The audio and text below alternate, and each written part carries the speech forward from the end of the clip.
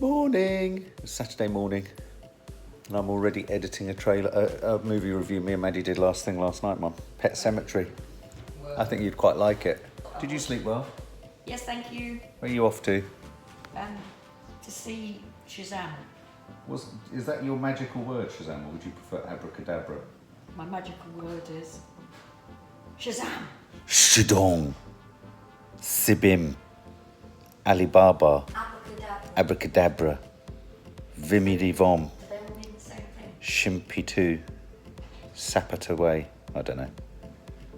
Isn't it from Alibaba and the 20 Thieves or whatever it is? Isn't that what it is from? Shazam and Ali and all that stuff? So Nads is scrubbed up rather beautifully on a Saturday morning. Well, you're I heading. just left my makeup on from yesterday. That's so handy though, isn't it? I know. I just left my eye bags on. I mean, it's really bad. Don't do this at home, folks. Don't leave your I makeup on always leave my overnight. makeup on overnight. It's the worst thing. So you're off on a magical mystery tour, really, aren't you? We're not allowed. We're not sure yet whether we're allowed to say what you're doing, other than you're going up a step I found ladder. out I'm not allowed to. Oh, this right. week.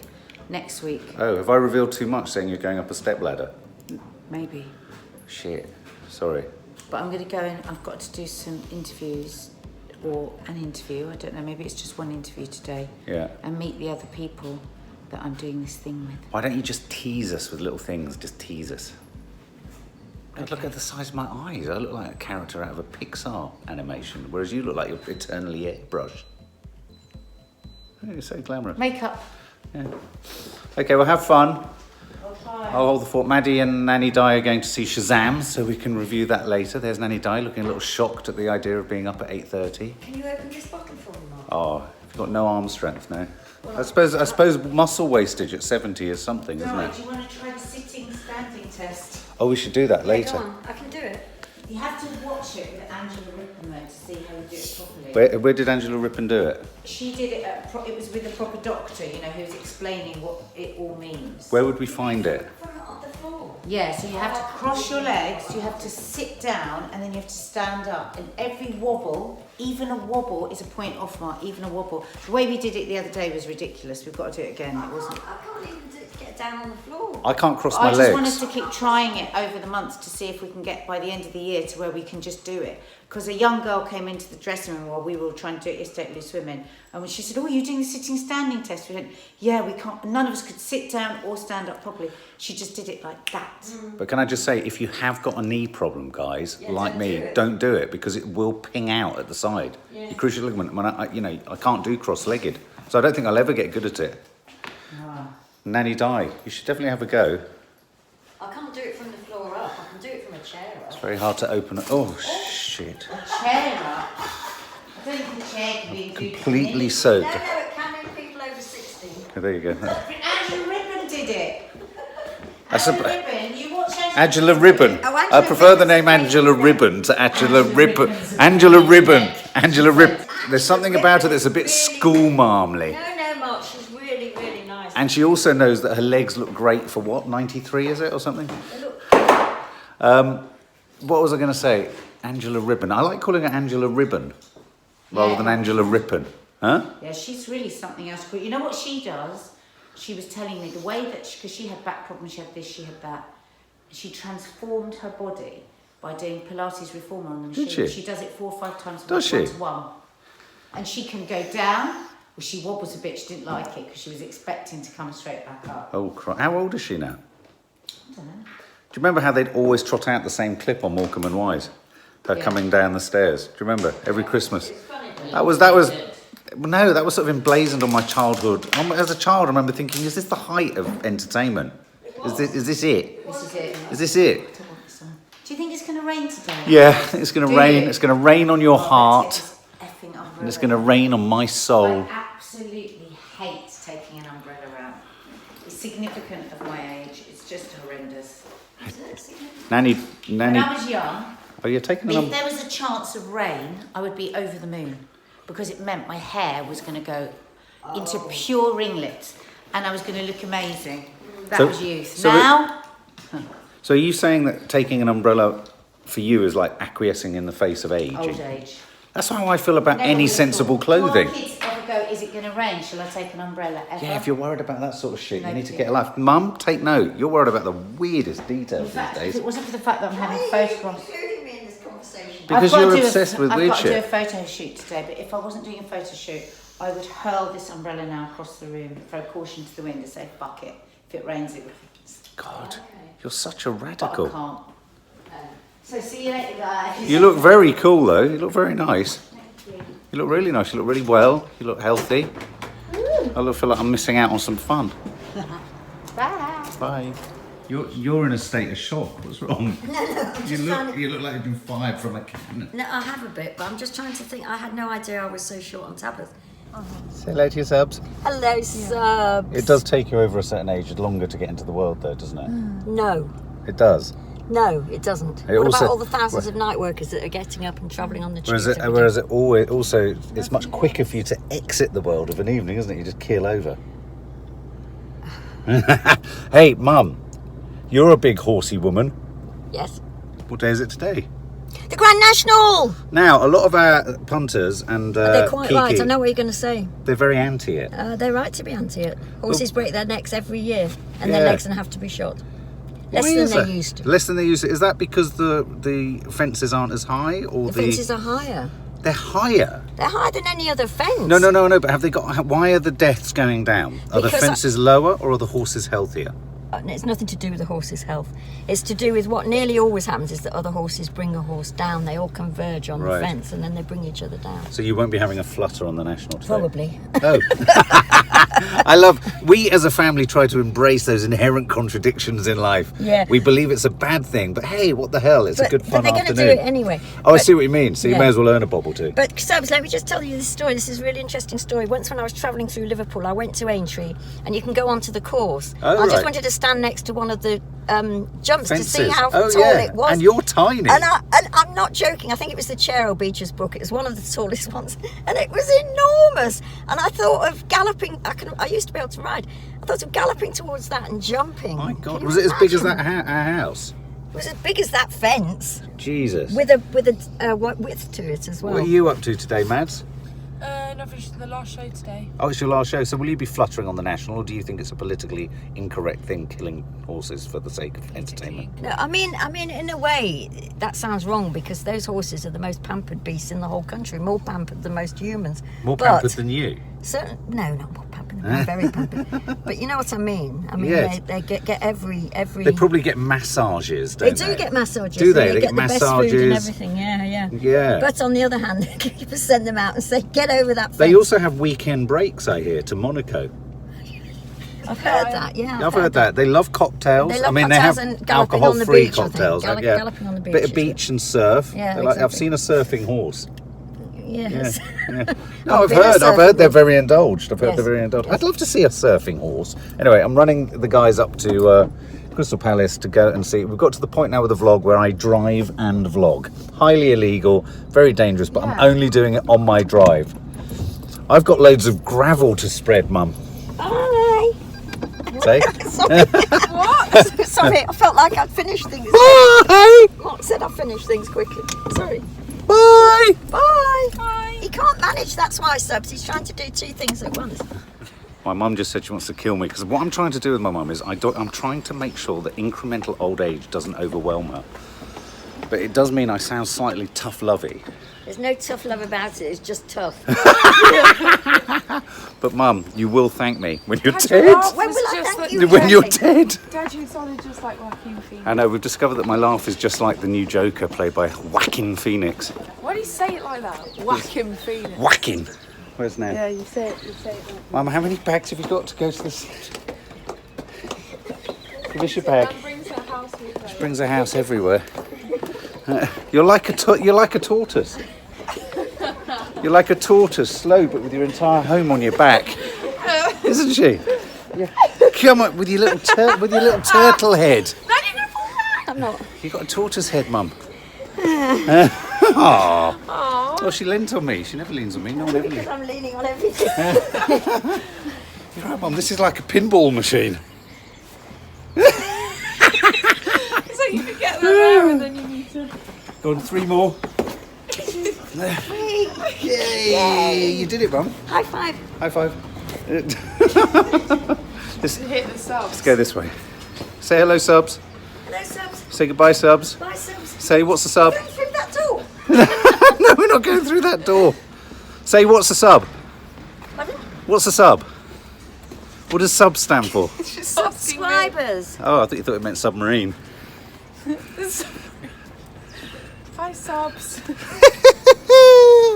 So I sent them ahead. I sent them ahead whilst I got the newspapers, and there they are, just crossing the road.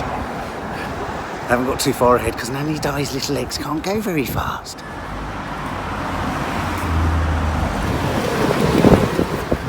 What a pair we are. I know. Oh, hello. Oh, don't do that. That's scary. Oh, now, Mum, do your impersonation of Mick Jagger. Well, first of all, I'll have to guys.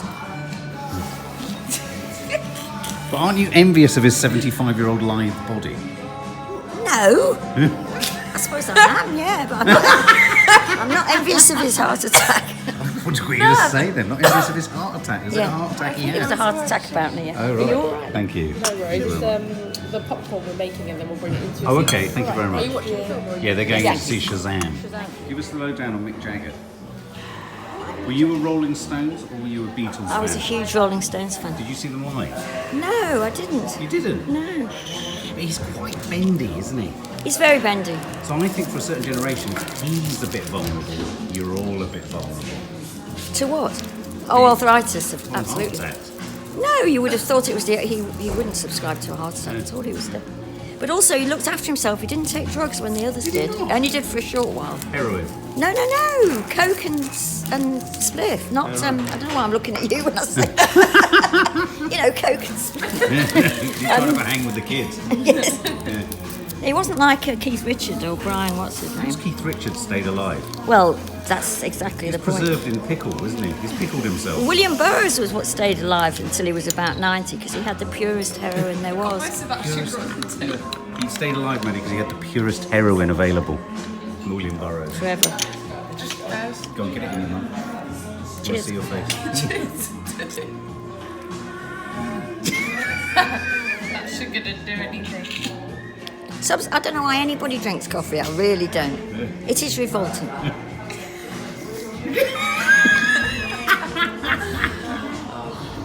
There's such a dodgy geezer on this carriage. And I just know he's going to come and sit next to me. Are you like that? Do you always get a crazy person come and sit next to you? Why don't I take the offer of a car? So, it's Saturday. Nadia's out at her secret meeting, secret gathering. And I'm very pleased for her if it all comes off. And when she's announced it, it's all very exciting. I know what she's doing. So I'm just here, Maddie and Nanny Di at the cinema. I was hoping today to get to an AA meeting, and here's one of the things. It's that terribly difficult thing. I've got a very challenging weekend next weekend, emotionally, family stuff, private stuff. And I desperately want to go to an AA meeting, I think. Now, I used to go to AA a lot in the past. For those of you who don't know, I'm a recovering addict and alcoholic. And on the one hand, I want to go because I want to sit and I want to sort of just be silent and I want to connect and I want to feel like all my concerns and all that sort of what they call stinking thinking in my head, I'm not on my own with it, that it's easy to get a little bit paranoid about things or a little bit sensitive about things or a little bit crabby about things without it meaning you're an awful person. And that's what sometimes these meetings help with. But because I haven't actually been to an AA meeting for quite some time, and although it was a key part of me staying sober to begin with, I feel really anxious about the very act of going. And it's not just the anxiety of going through the door. I can do the sort of hello and meeting people, and people often ask, do you come often? How long have you been sober? All that sort of stuff. I've got great pride in how long I've been sober and what have you. But the anxiety comes from sort of almost the thought of actually stopping in an environment that really does sort of emblazon on your forehead that you're an alcoholic. And whilst there's often a phrase, the welcoming arms of AA, and there, I've definitely felt that. it's also full of people who have got real problems, very anxious, feel very sort of alone, are very shy, feel very socially awkward, unable, a lot of shame, a lot of embarrassment and all that, even though you're all amongst like-minded and like behavioured people. So consequently, sometimes that can work well, and other times it can function as a bit of a barrier to getting through. Now, today I was hoping to do that whilst Nadia was off. I thought there'd be a prime opportunity, and I couldn't find a meeting that slotted in neatly with their time. And that's a real willful alcoholic thought, that now I probably won't go to an AA meeting today simply because it didn't fit in at the appropriate time. But equally, I suppose what I'm trying to say is, I don't know if AA is for me. I don't know if I want to go somewhere where I'm only understood or defined by alcoholism. How much of what I'm feeling is just what I'm feeling. And yeah, maybe there would have been a time where I might have had a drink later today and that might have helped for a bit, but how much of it is just normal emotions, the normal stuff, the cut and thrust of life? And then you get to this point where I start to think, am I being a bit self-indulgent? We all have problems to go through. We've all always had problems to go through. Are there now too many options? It's a little bit like when Nadia says to me, would you like this beautiful chicken dish? And I go, yeah, that sounds quite nice. I think so. And then she says, but would you like this really nice prawn dish? And I go, actually, now I really don't know what I want. I don't know if I want the chicken, but I really want the prawn. I can't have both. And then she'll say, but what about a wrap? And I'll go, oh my God. And so consequently, all I'm saying is there so much choice around mental health? Are we given so many options to supposedly help us with feeling better and all this kind of stuff, that we almost stress ourselves out with choices, and then we start to get over-obsessed about what it is we're feeling, when in actual fact, maybe all I need to do, I can't run at the moment, that's the problem, all I need to do is go to the gym, or watch a film, or read a book, or just do something else. Gardening, a lot of you have said gardening will help. Now, the reason I've sort of paused with the gardening as well is I've created a huge project for myself because there's so much debris out there. I could probably build the Mary Rose. I could rebuild a replica of the Mary Rose with the amount of wood I've chainsawed out there. So no task out there is a small task. Every task is a big task. So, as you can see, juggling all these things around, there's a whole heap, and there's the postman, so bear with me 1 second. So, I've just finished my photo shoot. Look at all these... this Hall of Fame down here. Oh, it's so frustrating. I was just talking to the guys that I'm working with on this, and I can't say anything until the bloody end of April. And you know me, I can't keep a secret. Anyway, back home. And so on that note, there's something for the garden. Present for Nadia. I always say they're presents for Nadia, but then she never seems particularly excited by them, because not because she's not grateful, but because I don't think she can ever envisage them. So for example, like that horse trough out there, it's fair enough, it's just sat there looking like shit. So one of the things I am going to do today with Nanny Di is try and tidy out there and sort out that bit there, so it's nicer for her to sit out there and things like that. Anyway, so you can hear the original thought was go to an AA meeting. Now I'm battling with a list of priorities, and I just want to busy myself up so I don't have to face any of the emotional shit that I'm really feeling. And I'm actually feeling a lot of emotional shit at the moment. Nearly home. Fun morning, but pretty full on. So I had to meet lots of new people, and lots of lovely people actually. But I didn't eat a bloody thing. Not a single thing since yesterday, 7 o'clock, and it's now 2 o'clock. And I've just got to fight the urge to go in. I want to go in now and just stuff my face and have everything. But this thing that I'm doing that I can't tell you really does mean that I have to be very fit. So I've got to carry on with the weight loss. I've got to carry on with the keeping fit. Oh my God, I just want McDonald's so badly. And Mark texted me and said he's going to get one. No. I don't know if any of you like a good read, but one thing I am reading at the moment, very slowly, as Nanny Di said, a page a day at the moment, is by The Haunting of Hill House, same author as The Haunting of Hill House. We have always lived in the castle. It's really eerie. So as Nadia is always quick to remind everyone, I'm an English graduate as well as a film student, but I have just tried to sit in the car and read for 10 minutes. I can understand everything I'm reading. I understand the story. It's not a challenging book. Every sentence I pass through, I have to reread again because 1,000,001 other thoughts are shooting through my head as I'm reading. Clearly, on some level in my head, something just prevents me from justifying the leisure activity of reading for the sake of reading. Even if it's like just a thought or an idea, it has to lead to something more meaningful or important or that has a net result to it. It feels such an indulgence. What is that about? Why has reading become an indulgence? Reading's how you learn. Reading's how you expand your horizons. If you don't read, you're kind of saying you're a bit closed off. So it's a bit of a panic station for me. I can't stop and read. I can't say her name because if I do, she'll come running over thinking she's going to get something to eat.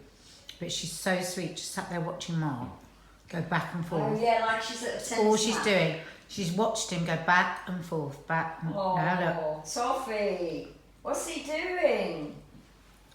It's like a tennis match. Where she goes up. There we go. And she'll watch him when he comes back. So I'm going to go in the garden and I'm going to do this, babe. Well, I did it the other day, but I couldn't find many. Oh, I've just nearly walked in about 18 loads. So I'm going to go and do some shit gathering. Okay. Is that all right? Okay, enjoy. You enjoying your breakfast? How was your day?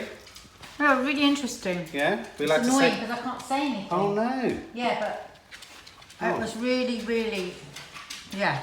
I can't say anything. Okay. It's so annoying. All right. I met some lovely people though. Oh, good. Did some photos. Good. Had big chats. Good. And now I just have to wait to the end of April before I can say End of anything. April, you can tell everyone. I might just tell them that she's... Everyone thinks you're doing the SAS show. Toffs, I love the way if you take her to the beach, she matches the beach. She's camouflaged in the house. She's the colour of wherever you take her. What is wrong with you? She's obsessed with watching Daddy outside. No, don't come here. Toffee, what is this? Hey Siri, Toffee, shut up. what is this?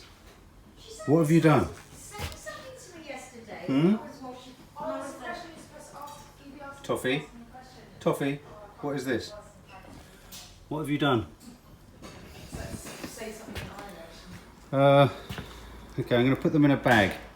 So, Nad, you're seeing Maddie tonight. I know, and so she's getting her very most favourite. What's your favourite dinner, Mads?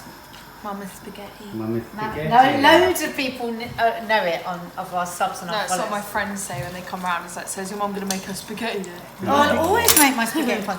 But I've seen quite a few of you do it on your Insta stories. Zoe does it quite often. But for those of you who have never seen my mama's spaghetti, in there is olive oil, garlic, and 1 tub of tomato puree. So I'm doing quite a big batch. And I fried the garlic, fried the tomato puree in lots That's of enough olive oil. for me though, by the way. Yeah, she would eat all. And then, very important, the pasta water. A few spoonfuls of the pasta water, because that's what makes it sort of glooky. And that's the sauce done. It's so bloody easy. One thing that was on the top of my bucket list when I was younger was to have like spaghetti, eat all of it, but it to be like a mountain of spaghetti about that high, and I just eat all of it. It's on my I bucket can do that for you. You can do that. I'll just get fat. Kiki, is this your favourite dinner too? Yeah. It's both of theirs. All the things I cook. And even Mark is joining in today, who's not a pasta I make fan. it for my friends sometimes at the house. But the great thing about it is, it's a brilliant student dish. Brilliant. Absolutely brilliant, because it just has so few ingredients. I mean, you can easy. get fancier with it if you want and add basil leaves and mozzarella, but we like it cheap and cheerful, don't we? And then the next really important thing is to actually cook the sauce into the spaghetti. So what I do is I cook it for a little. It's all these little bits and extra pieces that make it. And Maddie would prefer it if I wasn't using brown rice spaghetti, but she doesn't mind the brown rice. But you prefer, but it's healthier. A little bit of salad on And the then I side. do it with a big salad. So they've got some greens, and some cheese. Do you like lamb's lettuce, Maddie? Quite nice. Oh, Yeah, it's really. Yeah, you do. You have it quite a lot. Yeah. But not Yes, as much you as do. spaghetti. So how do you think it's going to go tonight, Mads? I think the last night's good because everybody Yeah. has the energy. And have you got a rack party? No, but but the question to ask is, does she get more nervous when Teddy comes in? Because my dad's watching tonight, an actor. Yeah, I get nervous when anybody I know watches it because when it's strangers and if you mess up, you don't have to like live with them knowing it. But Yeah. when Do you you're get with like that family, about me, or because I'm your mum, it doesn't matter? what? Nervous that you see it? Yeah. No, I hate family scenes. Really? What, even me? Yeah. Nobody likes performing to their parents though.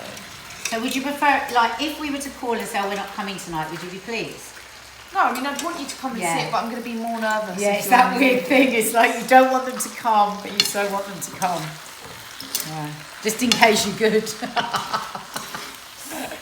I remember years ago, my first ever big probably my first ever stage show it was. And I did it at the Edinburgh Festival. And of course my dad had been an actor for years and, you know, in big theatres and movies and everything.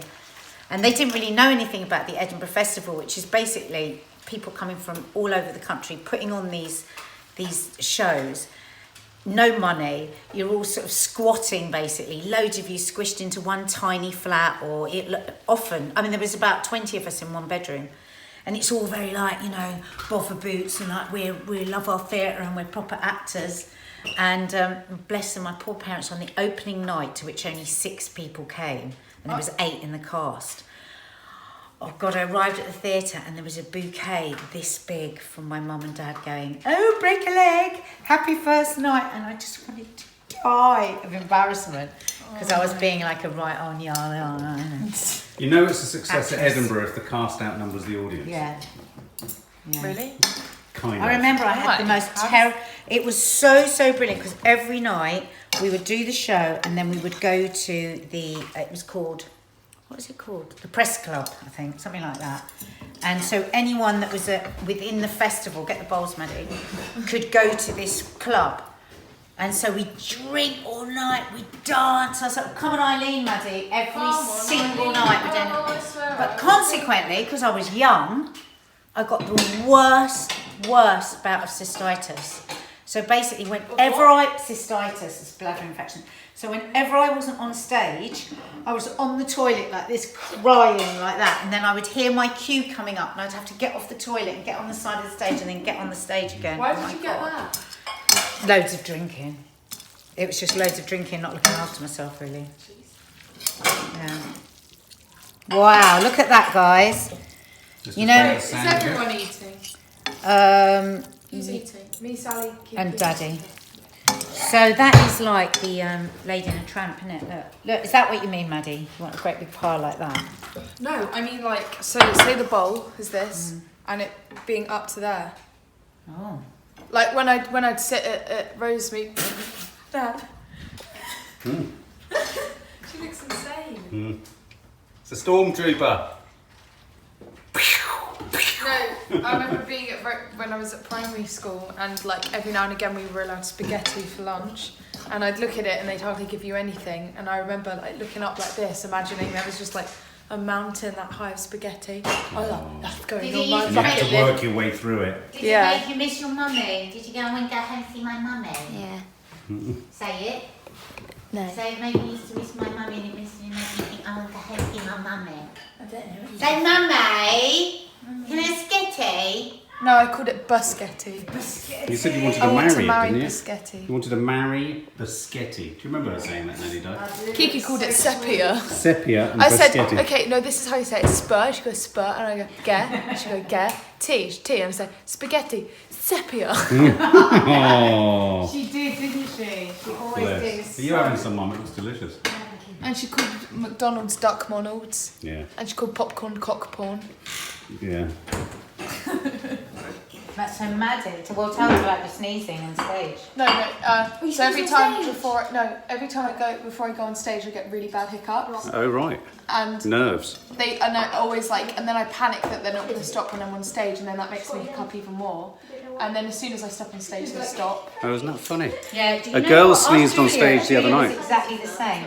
But what you have to do, this is the trick. So guys, if you've got a problem with sneezing and you've got an important thing to do, this is what actors do. You curl your tongue like that onto the roof of your mouth, and it will instantly stop your need to sneeze. No, no, we're talking about hiccups. No, but I thought you were sneezing as well. Well, anyway, there's a tip. No, I sneezed and then I said I couldn't. Oh, right. Yeah, I saw someone sneeze on stage the other night. The difficult thing is not corpsing after you've sneezed, isn't it? Because you worry someone's seen you. I really wanted to make a documentary all about stage fright. I think it'd be so fascinating to see how different people cope with I it. think it would be so good. Especially as there's stage fright in so many different walks of life. Like, you know, if you're a lawyer or if you're a doctor or a surgeon, they all get some form of stage fright. They all have to manage their nerves.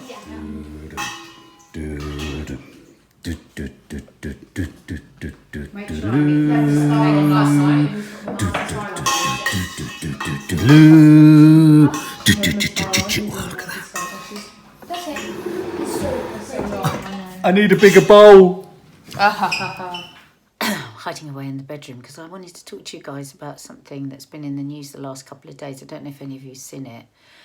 Hilaria, strange name, Baldwin, married to the movie star Alec Baldwin, went onto her Instagram a couple of days ago saying that it was very likely that she was experiencing a miscarriage. Very unlikely that the pregnancy was going to be viable. This is obviously something that her doctor had told her. Anyway, the point that I wanted to make was because she got a lot of hate for talking about this on Instagram, and she also got a lot of people getting in touch with their stories about losing a baby in those, you know, early months, pre 3 months. And she talks about how exhausting she finds the whole thing of keeping the pregnancy secret for the first 3 months. And I've spoken about this before, but I do want to keep on talking about it because I feel really strongly. I mean, I've spoken about the fact that, you know, Mark and I went through miscarriage a number of times. And I am a really strong advocate, though I do believe whatever feels right for the person is what they should do. For me, I am a really strong advocate of telling everybody or telling the people closest to you, let's say, if it feels right to, as soon as you know. I mean, as soon as I knew I was pregnant, I told my friends and I told my family. And the thing about that was that they were then invested, they were then excited, they then knew that there was, you know, if you think about when you've been pregnant and you've told somebody that you're pregnant, that excitement that they'll give back to you is something that we all, you know, which is a really important thing, I think, to share and to feel. And I think that if you haven't shared the excitement of it and the hope, then if something goes wrong within those first 3 months, I don't know how you can get the support, because the support that I got was wonderful because people were invested in our excitement and excited for us and happy for us. So that when I can't imagine saying, oh, well, I was pregnant and now I'm not pregnant. Would people have the same, I don't know, sympathy or connection or involvement? I mean, am I wittering here? I don't know. Maybe I am wittering. But one of the things Hilaria said, I can't believe I'm now quoting this woman that I do not know, and I've always thought, what a strange name. She was saying, and I really agreed with this, she said, it doesn't matter whether you are 1 day pregnant or 9 months pregnant, the connection is made. And I really identify with that. I mean, I had, you know, a number of miscarriages at different stages, and they all felt as bad as each other. I mean, you know, if I were to find out I was pregnant today and then I wasn't pregnant tomorrow, it would be devastating, wouldn't it? I mean, I remember the first time that I got pregnant, and we did lose that one. Mark and I were away in Cornwall when we discovered I was pregnant, and we stayed up all night talking about, what kind of holidays we were going to have and what kind of school they would go to and everything. Completely invested and hopeful for the, you know, that whole life that we thought we were going to see play out. Yeah, so my heart really, really goes out. And you know, the trolls that have attacked her for all this, it's just like, just get alive. Just be kind of, why is it always And we're very lucky, as we always say. We think we have the nicest community ever on our social media. You are all so lovely, and we get so many lovely comments. But she has had a lot of hate for it. I think she's had a lot of hate as well because people said she shouldn't have been sharing it while she was miscarriaging. You know, but these are all people that also follow her, and you think it is a different world now. You know, people off the telly and all, you know, share things that they never would have before off telly. You know, actors, presenters, and it's a wobbly sort of line to walk because, you know, we share a lot of our lives on our channels, and sometimes people that I know will have a bit of a snipe about it, and I stop and I question myself and I think, oh God, is it wrong? And then I think, well, why is it wrong? Is it just because people are telling me wrong? Because it doesn't feel wrong. And obviously we don't share everything. That would clearly be insanity. But I actually think she was really brave to do that. I think she was really brave to do it, and I think that if it helped anyone that was struggling with early miscarriage and that feeling that it didn't really mean anything because it was early, then, I mean, you know, good for her. Shouldn't we just all be kinder? You know, baby loss is baby loss. Who's to say, you know, it's only real when it's this amount of time, or it's this amount of time, or if you've behaved in this sort of way, or... Anyway, I just had a bit of a ramble, but I think if you want to tell everybody that you are pregnant before 3 months, well then do. Don't be told that you can't. Don't be told it will bring bad luck. It's just not true. It's not true. It doesn't bring bad luck. You know, and if you've got people around you that love you and support you, they'll be happy for you that you're pregnant, and they'll be there for you if it all goes wrong and you lose the baby. Because, I mean, that's the other thing. I think it's always a baby. It's never just a fetus, is it? It's never just like, oh, well, what was the size of it? You know, couldn't it have been bigger than a grain of rice? Well, I've heard people say that, and I just think it's really insensitive and unnecessary. And if anyone is suffering with miscarriage and all the horror that comes with that, my heart goes out to you. I know how devastating it is. So big hug to anyone that's going through that or gone through that. And let's just all be super bloody kind. Now, what's the story you've got now? So, yes. Coronation Street viewers traumatised by Chesney and Gemma's sofa sex scene. Do you remember Chesney, the one with the red hair? No. The young one. No, but I'm just wondering what Nanny Thelma would have said. I'll be Nanny Thelma. Go on. So Chesney and Gemma was supposed to take the money and go and buy a washing machine. Yeah. And she didn't. Yeah. She bought frivolous stuff. Yeah. So they had a big row, and he said he was going to dump her. Mm-hmm. And then she threw her chips on the floor and snogged the face off him. Yes. Next scene, cut to, Chesney is stripped to the waist. They're on the leather sofa, which apparently a lot of Twitter didn't like because they didn't like to think of the leather sofa sticking to Chesney's body. And they clearly, had it away, and the viewers have been traumatised. Well, I'm not surprised. What would Nanny Thelma have said? Nanny Thelma would not have been traumatised, but she'd have had a lot to say. I'm sure. Would she have said? Do we need it on Coronation Street? Something like Corrie, isn't there? They'll be introducing it to the Archers next. Mum would say something like, no, I can't say that on camera, but she would say something like, everything's the fault of men not being able to keep it in their trousers. That was her line on everything. And so in Chesney's case, it sounds like it would be her line. She was married to a man who could keep it in his trousers. Oh, no, don't say that. We don't know that. We don't know anything about him. None of us have any idea. What's your dad you're talking about? No, I know, but who knew him? So Nan wouldn't... I don't think Nan would like that. She wouldn't like it. She'd hate it. I don't like it. That's what I'm saying. I don't think it's necessary. I dislike it. It's not necessary. You don't like it. I hate it. Who likes sex on the leather sofa? I don't say that. I'm going to get my stuff. So there's an outcry, is there? There's an outcry. People are the word is traumatised. Traumatised. Sickened. Repulsed. Ask our subs, what do they think? Did you see it? If you didn't see it, could you even imagine Chesney having sex on the leather sofa? It's hard enough imagining myself. Want to see a picture of it? Look. Oh, God, she looks very squished, doesn't she? She looks like she's growing out of his armpit. And apparently what some of the viewers didn't like is apparently the child plays on the same sofa. Okay. So you'll probably see from our other film, Green Fingered Hell, that me and Nanny Di have been trying to clear Steptoe's yard, to quote Nads. I've just brought the dogs to the park because they're desperate for a runabout. Chi-Chi's got a bit of a limp though, so I need to keep an eye on that.